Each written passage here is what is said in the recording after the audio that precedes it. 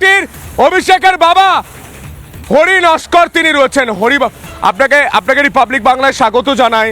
আমার বলার কোনো ভাষা নেই। যেদিন এই ঘটনা ঘটেছিল আমি নিজে আপনার বাড়িতে গিয়েছিলাম।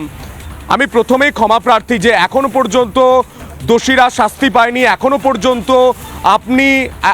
আপনি সুবিচার পাননি। কিন্তু আজ আমি জানতে চাই আর কত মায়ের কোল খালি হবে। হরিবাবু একটুকু বলুন যে 2011 থেকে 2026 পর্যন্ত একই ঘটনা ঘটছে, আর কত নির্মমতার ছবি আমাদের দেখতে হবে? আপনাদের বলুন, আমার কি ভাষা আছে এর মধ্যে বলার? হ্যাঁ, যা হবার তো আমার তো ঘটে গেছে, আমি তো আর ফিরে পাবো না।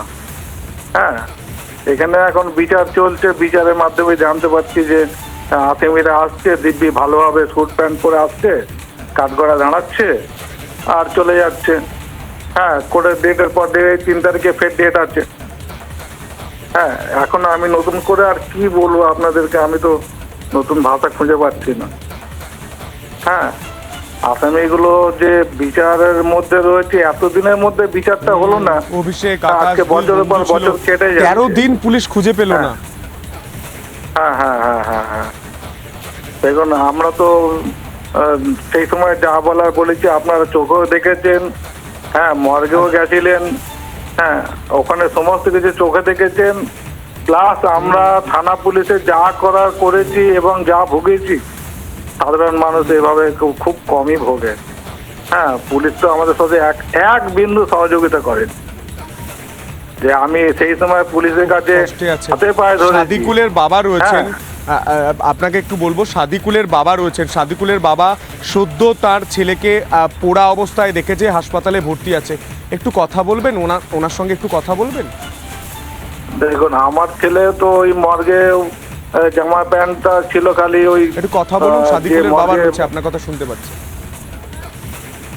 আপনি বলবেন আরো শক্ত হতে, কারণ এই ঘটনায় উনি পুরো ভেঙে পড়েছে।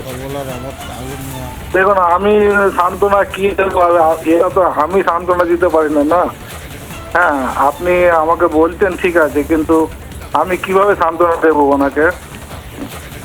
আমার তো সেই ভাষা এখনো পর্যন্ত মুখটা আসছে না যে আমি এই ভাষা বলে। এখন ওনার যা অবস্থা হয়েছে, সেই অবস্থা তো আমারও তো একই অবস্থা। সত্যি মর্মান্তিক নির্মমতার ছবি আমরা রাজ্যে দেখতে পাচ্ছি। কখনো আকাশ, কখনো অভিষেক, কখনো সাদিকুল, কখনো তামান্না, কখনো অভয়া, কখনো শিলিগুড়ির মাটিগাড়ার ছেলেটা। মানে গোটা বাংলা জুড়ে এটা কি হচ্ছে?